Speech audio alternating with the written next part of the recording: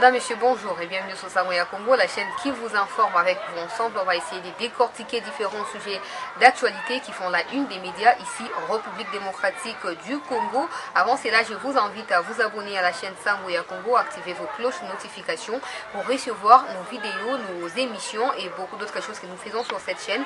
Et surtout, au cas d'une vidéo, n'hésitez pas à liker, commenter et partager pour nous soutenir. Nomination des hauts cadres au sein de la police nationale congolaise par le président de la République, on va en parler. Et les discours, vous le savez, hein, c'est la deuxième fois cette fois, le discours du président de la République sur la levée de l'état d'urgence a été fouillé sur les réseaux sociaux. Pour cela, 3 journalistes sont placés en garde à vue. Question de mener des enquêtes pour savoir qui ont fait fouiller.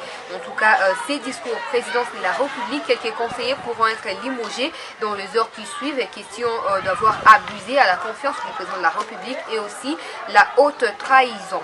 Rencontre entre Jean-Marc Kaboul, le maître nageur, et le secrétaire général de l'Asanko, l'abbé Cholet. À l'issue de la rencontre, l'abbé Cholet a fait une déclaration, on va en parler.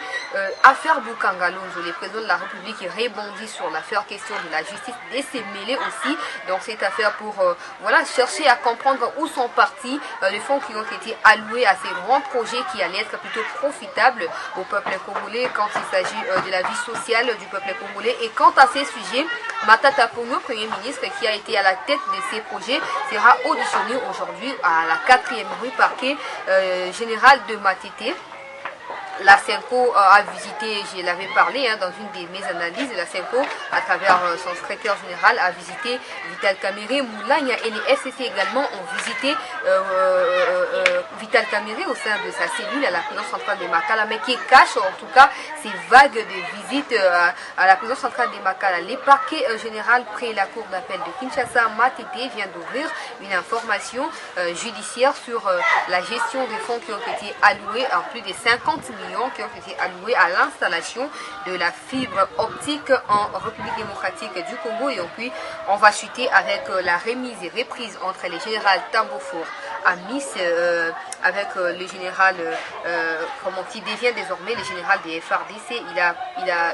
La remise et reprise a eu lieu depuis le lundi entre lui et le lieutenant général Pacifique Massundu. Voilà tout. Bienvenue encore sur Samoya Congo, cette chaîne qui vous informe. Je parlais de la nomination des hauts cadres au sein de la police nationale congolaise par le président de la République, son équivalent Félix Tshisekedi Tshilombo. Mais pourquoi? Parce que vous le savez, il y a eu quelques jours passés, c'était la nomination au sein des FARDC. Cette fois, c'est la nomination au sein de la police nationale congolaise. Je rappelle qu'à travers ou à l'issue de la marche de l'UDPS, où il y a eu quelques casses, il y a eu quelques morts, il y a eu la population blessée, etc.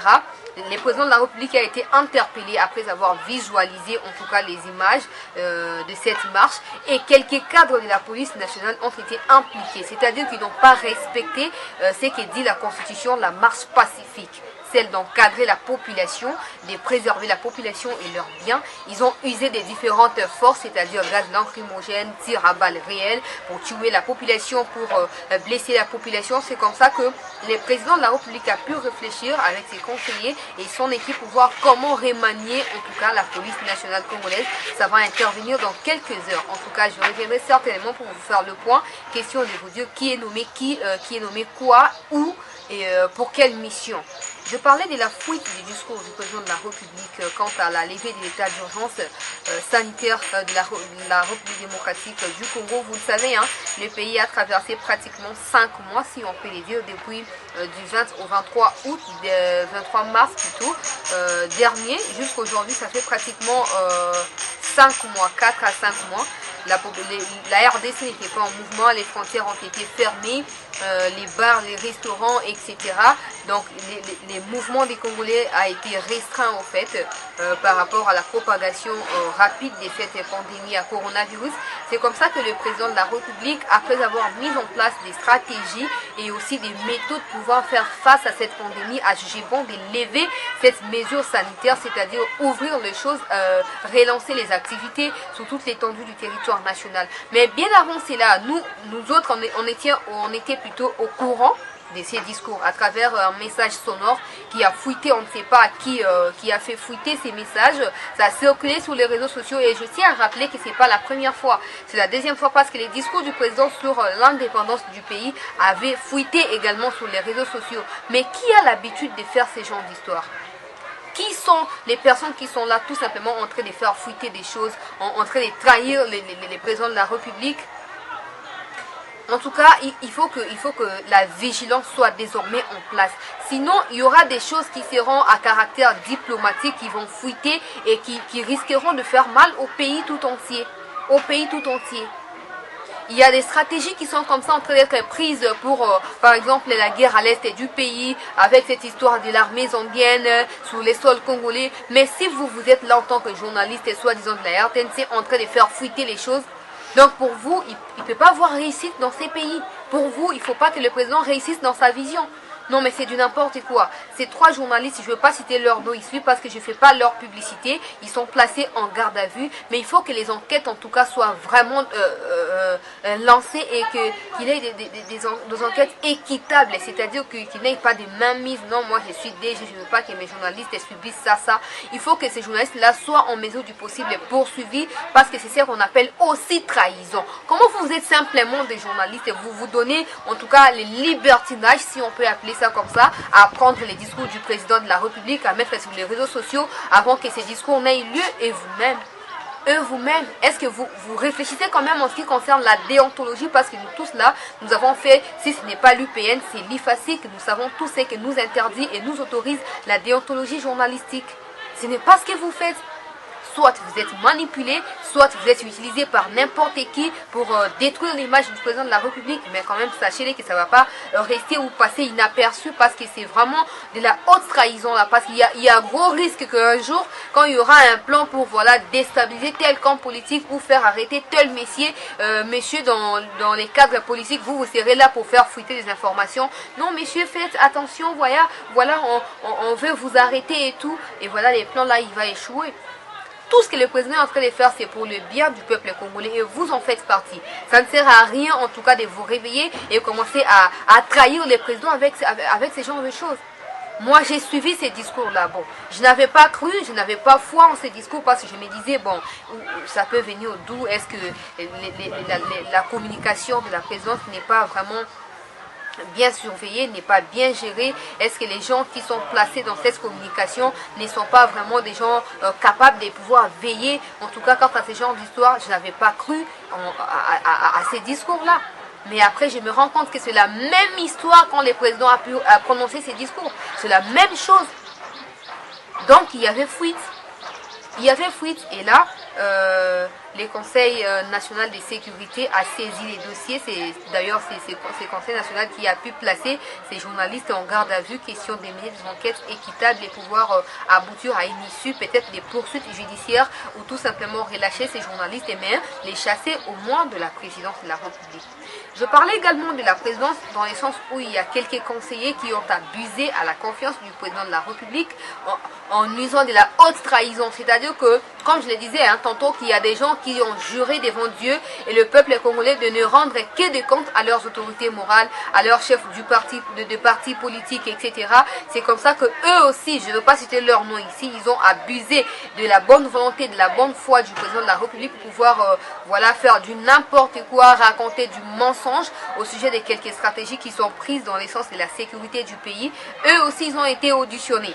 Je ne vais pas citer leur nom ici. Ils ont été auditionnés par les parquets et les enquêtes sont en cours pour pouvoir vraiment situer ou établir leurs actes en tout cas. C'est-à-dire qu'ils ont fait ça, les parquets vont chercher à comprendre pourquoi ils ont fait ça. Ils ont été autorisés par qui sont derrière eux. Et c'est comme ça que petit à petit, on va vraiment, comment on appelle ça, on va dévoiler tous ceux-là qui ont mis du voile devant eux, qui empêchent les présidents de la République d'avancer, qui sont comme de barrières pour la vision du président de la République. Ils seront définitivement écartés, mais petit à petit. Question aussi du président de la République de se ressourcer parce que tu ne peux pas chasser tel monsieur si tu n'as pas tel autre à pouvoir remplacer à ces postes-là. Je parlais de la rencontre entre le maître nageur Jean-Marc Kabound et l'abbé Chollet, secrétaire général de l'ASINCO. À l'issue de la rencontre, je vais vous dire la déclaration de l'abbé Chollet. Il a dit que les cas Ronsard Malonda appartiennent désormais au passé. Bien sûr que jusque-là, il n'y a pas encore un président élu de la CENI ou à la tête de la CENI, mais quand même, les cas Ronsard Malonda appartiennent au passé. Pourquoi? Parce qu'il y a eu pression, parce qu'il y a eu marche pacifique, parce qu'il y a eu déclaration politique, parce qu'il y a eu vraiment la population qui s'est préoccupée et qui s'est manifestée à travers différentes actions sur le terrain. C'est comme ça que M. Ronsard Malonda passe désormais au passé. Il appartient désormais au passé. Et puis l'abbé Chollet, une bonne chose à travers aussi sa déclaration, il a dit que ces hommes politiques que Dieu a placés devant nous au Congo doivent bénéficier de nos soutiens à travers nos prières. Là, au moins, il reconnaît en tout cas le rôle de l'Église dans la gestion d'un pays comme la RDC. Oui, il y a quelqu'un qui m'a dit, voilà, l'Église défend la cause des pauvres, des vulnérables. Oui, mais ce sont ces vulnérables-là qui votent ces politiciens, qui placent, qui donnent mandat à ces politiciens. Mais il faut que, même si l'Église est du côté de la population vulnérable, de la population pauvre, il faut que l'Église se situe au milieu. C'est-à-dire qu'essayer d'équilibrer les choses entre la population qui donne mandat et ceux-là à qui on a donné mandat, afin qu'à la fin du compte, que ce soit bénéficiable à la population, mais aussi à ceux-là qui exercent ces mandats-là.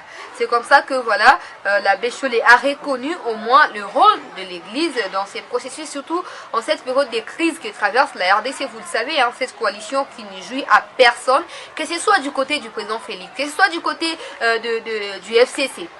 Cette coalition, elle est tantôt plus tôt. Elle n'est plus désormais stable parce que on voit que là, il y a la volonté manifeste d'un camp de pouvoir instaurer des forces au fait la cohabitation. C'est-à-dire que le président de la République, il va gérer. Nous aussi, en tant que majorité parlementaire, on va gérer. Et voilà, donc, ce sera qui fait quoi dans son coin. Je ne sais pas si on aura deux présidents. Là, je ne sais pas. Mais ça reste à vérifier. En tout cas, en cette période de crise, il est vraiment important que chacune des couches de la population sache son rôle à jouer pour éviter que cette crise s'amplifie, et surtout dans l'aspect économique. J'ai vu qu'il y avait des économistes, le caucus des économistes congolais qui disaient voilà, que la population ne puisse pas céder à la hausse du prix des dollars sur le marché d'échange et tout. La population ne va pas céder comment quand il n'y a pas des solutions, des solutions vraiment concrètes au fait. Quand il n'y a pas des propositions concrètes. Quand il n'y a pas des histoires qui vont aider la population. C'est-à-dire que vous n'allez pas paniquer. Pourquoi? À quel sens c'est voué? Sur qui compter? Oui, les FCC a sa part de choses. Là, en tout cas, je me mets à la place de la population. Les FCC, il a les gouvernements. Les présidents de la République doivent s'imposer dans ces genres d'histoires. Arrêtez d'apaiser la population du genre non, bon ça la boété, bon paniquer, pour solution comment il y en a. Le temps que la solution ait lieu ou que la solution soit trouvée plus tôt, la population va vivre comment? Et côté les Mawat, aussi Manzeteni, Likonzini, la population va se réfugier où? Réfléchissez au moins, tant que le dollar est au mata, c'est la nourriture qui augmente des prix, c'est tout en fait qui change des prix. C'est tout qui change des prix. Donc il y a lieu de faire la part des choses. Oza Kokus, il y a économistes et un boka. Asseyez-vous, mettez en place des idées, réunissez vos idées, prenez des stratégies, prenez des précautions. Proposez au président de la République, voilà, nous proposons ça. Qu'est-ce qu'il faut faire? Est-ce qu'il faut associer les ministres de l'économie? Est-ce qu'il faut associer les ministres des finances? Est-ce qu'il faut associer les ministres du budget? Il faut associer les premiers ministres. Comme ça, ensemble, il y aura des solutions qui seront fournies en faveur du peuple congolais. Ça ne sert à rien d'apaiser les tempêtes avec des discours, avec des propos qui ne tiennent pas les coups. Donc on espère que voilà, tout sera réuni dans ces sens-là pour pouvoir surtout privilégier l'intérêt supérieur de la nation congolaise et surtout de son peuple congolais. Affaire Boukangalonzo, j'en parlais, le président de la République veut voir clair dans cette affaire. Oui, il nous avait promis, non, je ne vais pas fouiner dans les passés, mais c'est le travail de la justice. C'est pas lui, voilà, il va pas tout faire, il n'est pas la justice. Lui, il est une institution, voilà, il est le président de la République. Il n'a pas aussi des injonctions à donner à la justice, mais des directives. C'est-à-dire que voilà, il n'y a pas eu clair. Ce sont des trésors publics, ce ne sont pas des fonds qui venaient des poches de certains individus. Non, c'est fut des fonds de l'État congolais qui ont été attribués à tel projet ou tel autre. Donc, que ce soit, voilà, il y a eu changement de système, il y a eu changement de président, parce que ce sont les fonds congolais, ce sont des sommes qui ont été déboursées de la banque congolaise. Il faut qu'il y ait des poursuites, il faut qu'il y ait des éclaircissements par rapport à ça. C'est comme ça que les présidents ont voulu voir clair, à instruire la justice. La justice s'est mêlée aussi de cette affaire. Question d'ouvrir des enquêtes pour voir où sont partis ces fonds qui ont été alloués à ces projets des Bukangalonzo. Aujourd'hui, dans les hauts Katanga ou dans les grands Katanga, tout simplement, les maïs devient quelque chose à chercher, avec de pincettes, avec de la lampe. Mais où trouver à manger?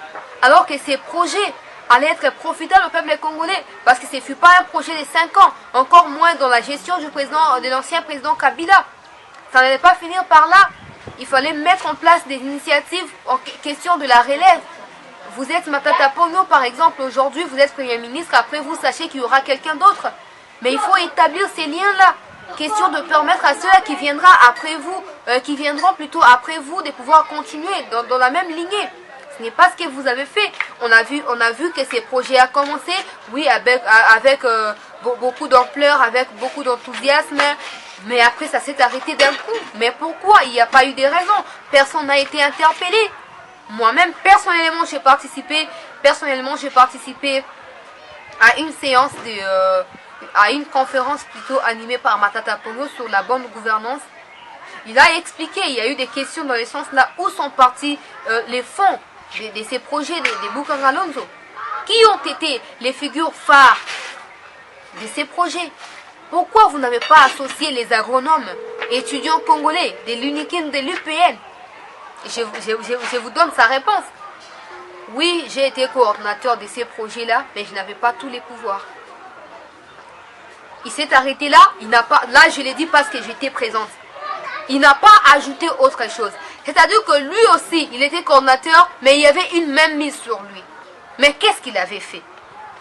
Est-ce qu'il s'était même pas plaint? Il s'était contenté du fait que voilà, tu es coordinateur, après, voilà, les projets n'existaient plus, et voilà, c'est parti, c'est tout, et c'est tout. Alors que c'est un projet qui allait peut-être exister pour des années et des années, si et seulement si on avait des bons dirigeants, dans les sens là, si et seulement s'il y avait les suivis, il y avait la volonté de faire réussir les projets en question. Maintenant là, je vous informe qu'aujourd'hui, Matata Ponyo sera auditionné au parquet de Matete, 4e rue Limité, pourvu que le parquet s'enquérisse en tout cas des informations importantes ou fondamentales quant à ces projets. Et ben naka bongo bengi o bayoki o après komi o non yaka lobi oye lobi o bon map après map o prison bonaboye.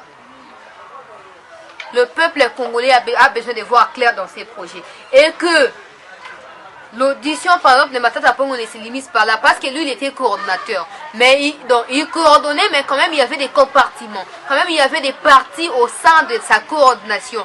Si aujourd'hui il sera auditionné ou il est auditionné pour ces projets, que tous ceux-là qui ont fait partie du projet soient aussi auditionnés. Comme ça, ceux qui Bukangalonzo a mis balé koya, mutu akozala posa koyiba te, mutu akozala na idée à détourner te pour éviter à la fin du compte akozala interpellé, akozala auditionné. Bizarre hein, beaucoup. Si le président lui ne va pas fouiller dans les passés, la justice va faire ce travail-là.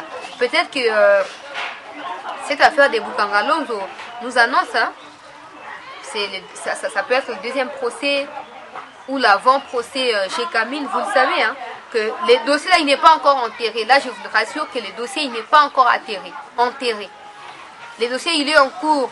Il y a des enquêtes en tout cas, comme on appelle, dessous des cartes. Oh ezako salema. Ba enquête ya molili ezako salema na wetali makambo 200 millions. Il y a G Camille. Et dans les jours qui suivent, ne soyez pas surpris de voir que le monsieur en question se présente devant la justice pour donner des explications. Il n'est pas au-dessus de la loi. il n'y a personne qui va les protéger. Parce que bateau, quand c'est que protéger, on peut pas trouvable dans la justice, on peut pas arrêtable, pas auditionnable. Donc il n'y a personne qui peut se dire voilà, moi je ne serai pas auditionné parce que je suis ceci, plutôt je suis de telle famille politique. Non. S'il est question d'être interpellé, auditionné, vous le serez, sachez-le. Vous le serez parce que vous n'êtes pas là, là c'est la loi, ce n'est pas moi, c'est la loi. Quelques visites, en tout cas au sein de la cellule de Vital Kamerhe dans la prison centrale des Makala. Moulania, la Cinco, j'ai fait allusion à ça dans une des analyses précédentes. Les FCC aussi. Que cachent ces vagues de visites au sein de la prison pendant que la liberté provisoire demandée par ses avocats a été à nouveau rejetée par les parquets? Rejetée. Son avocat séjourne en France, il n'a pas accès en RDC. Pourquoi? Avec la nouvelle flambée de la pandémie à coronavirus en France, il n'est pas en mesure de descendre ici au Congo. C'est comme ça que les procès en appel a été repoussé pour le 7 août prochain. Je ne crois même pas qu'il sera là parce que jusqu'au 7 août, les frontières de la RDC restent fermées. Quand est-ce qu'il va venir? Il y a un gros risque que ces procès soient à nouveau reportés. Mais qu'est-ce qui est caché derrière ces lots de visites au sein de la prison centrale des Makala? Il y a certains cadres du FCC qui nous disent voilà, visite de compassion du coordinateur du FCC. Vous allez compatir avec M. Vital Kamerhe? Pas d'autres personnalités? Vous n'allez pas compatir avec Edi Kapen? Les compagnons de lutte d'Edi Kapen ont été relâchés. On n'a pas vu les FCC faire une déclaration. Vous n'allez que visiter Vital Kamerhe. Alors que vous étiez parmi les gens qui criaient haut et fort 15 millions. Ce que les FCC balinga ba kangisa biso. Au moins le quoi Muninga Félix. Moya kangisa yezate. Boena boye. Maintenant qu'il est arrêté, vous commencez à visiter. On appelle ça visite de compassion. Personne n'est voilé. Hein. Tout passe clair désormais au sein de la population. La vigilance, elle est là. La sensibilité, elle est là. Et donc, personne ne restera dans la somnolence désormais. On saura tout, même s'il n'y a pas de déclaration claire pour nous dire, voilà, on était là pour telle ou telle autre cause. Vous voulez nous voiler. Dites à compassion, nous on sait. La population aussi comprend tout. La population comprend tout. Je parlais du parquet général près la cour d'appel de Kinshasa Matete qui a ouvert comme ça une information judiciaire sur la gestion des fonds qui ont été alloués. Plus de 50 millions ont été alloués à l'installation de la fibre optique en RDC. Cette fibre allait profiter aux Congolais. Il y a des gens qui ont étudié à l'ISIPA au Bayebi gestion Makambo, il y a fibre optique. Peut-être qu'il y a peut-être Missana Congolais. Mais parce qu'au Congo, il n'y a jamais eu de bonne volonté. Il y a des gens là qui se soucient de faire du mal, qui s'arrangent, qui se mettent d'accord de faire tout simplement du mal au peuple congolais. Un peuple innocent. Boké na ba élection, boké na ba campagne électorale plutôt, bo lobby kuna ba pesi bino ba voix, ba voter bino. Mais là, vous jurez que sur le mal pour le peuple congolais. Mais vous réfléchissez. Mais vous êtes vraiment des personnes en fait qui ont des sens de réflexion. C'est plus de 50 millions de dollars alloués à l'installation de cette fibre optique en RDC. Et là, ma réseau, ma internet et tout. Et ça, ceux qui ont la Kati à Kati, ceux qui Vodacom à Kati à Kati, ceux qui par exemple sous son orange, Vanini, Bakati. Congo, ils ont un système, donc Congo, ils ont la fibre optique. Quand même, ça fait partie en tout cas des éléments qui prouvent le développement d'un pays. Ça fait partie des éléments qui démontrent l'engagement d'un pays dans le sens du développement. Les Congos n'en ont pas. Pourquoi? Parce qu'il y a des gens qui ont manifesté la bonne volonté de détourner ces fonds-là. Mais en tout cas, tenez-vous prêts de voir des personnalités se succéder au sein de la justice, c'est-à-dire que interpeller, auditionner, ainsi de suite, même arrêter. Hein. Parce que c'est le travail de la justice, ça c'est pas le travail du président de la République. Donc on espère qu'à l'issue de cette information ou de cette enquête judiciaire qui est en cours, il y aura des personnes qui seront interpellées et il y aura vraiment une suite favorable. Dans la mesure du possible, restituer ces fonds-là. Restituer. On a marre, mais ça ça sert à rien. Prison, mais bon, on a quand même gardé. Donc, on espère que la justice va faire vraiment son travail. Et pour finir, je parlais de la remise et reprise entre le général Amis Tangofor et le général Pacifique Massundu. Ça s'est fait comme ça parce que Monsieur John Numbi refuse de revenir à Kinshasa. Il continue, je ne sais pas ce qu'il est en train de faire dans les Katanga. Il est toujours là. Et c'est comme ça que son adjoint, le lieutenant général Pacifique, a pris soin de faire cette remise et reprise, de le représenter. Non, ceci est Salemi. Tango Fort, général FARDC. Il prend ses fonctions. Et il les jure, là je l'ai suivi moi-même après la remise et reprise, il les jure que sur l'instauration ou la restauration de la paix à l'est de la RDC. Il a dit qu'il va tout donner, donc les meilleurs de lui avec son équipe, ils vont s'engager à tout prix, question de rétablir la paix à l'est du pays et surtout d'accompagner la vision du président de la République. C'est-à-dire que Ekozaka Kimiana est du pays pour un moment, c'est parce que le président il est au pouvoir, mais quand il va partir, Kimia continue Kozana Est et à RDC. Donc on espère que le travail va se faire dans les sens là, question de donner des moyens appropriés au général Amis Tango Fort de pouvoir accompagner les présidents de la République. Je rappelle également qu'il y a eu pas mal de morts ces jours ici, toujours à l'est du pays. Il y a des gens qui sont tués par les Maïmaï, par les ZADEF, en tout cas les présidents de la République. Quand vous étiez arrivé au pouvoir, vous avez promis là en tout cas au peuple congolais, vous avez promis que vous allez restaurer la paix rapidement à l'est du pays, dans la mesure du possible, déplacer les camps Kokolo de Kinshasa ou les camps Tchatch pour l'est du pays. Il y en a deux, il y a camp Kokolo, il y a camp Tchatch. Donc veillez à ce que la paix soit restaurée, parce que les promesses que vous avez faites au peuple congolais, vous rattrapera en 2023. Donc il ne faut pas que les gens aient suffisamment des arguments à vous contrer. Mettez en place des moyens. Nous voyons en tout cas la bonne volonté, celle de changer, d'amender l'armée congolaise, la police nationale congolaise, que les gens qui seront en tout cas placés dans différentes fonctions puissent faire convenablement leur travail. Question de s'engager pleinement, cœur et âme, qu'ils soient aussi des Congolais. Qu'ils soient veillés à ce qu'il y ait plus des infiltrés à l'est du pays. Parce que c'est ça en fait qui fragilise l'armée congolaise, qui affaiblit l'armée congolaise et qui empêche l'armée congolaise d'exécuter vraiment son travail sur le terrain.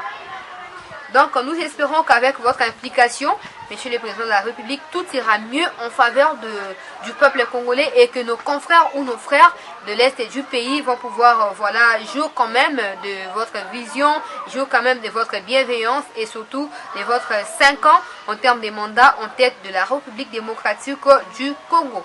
Voilà tout pour cette tranche d'information, chers téléspectateurs de Sango et à Congo. Merci de continuer à vous abonner à cette chaîne. Merci de partager cette vidéo. Merci de liker, commenter. Faites en tout cas tout pourvu que cette vidéo atteigne le bout du monde. Les bouts du monde, je vous remercie de votre attention soutenue à cette tranche d'information. Merci à Arnold Chilombo qui était derrière la caméra pour m'accompagner dans cette tranche d'information. Quant à moi, je vous dis à très bientôt. Eshima, votre magazine qui bat au rythme de l'actualité. Retrouvez la nouvelle édition.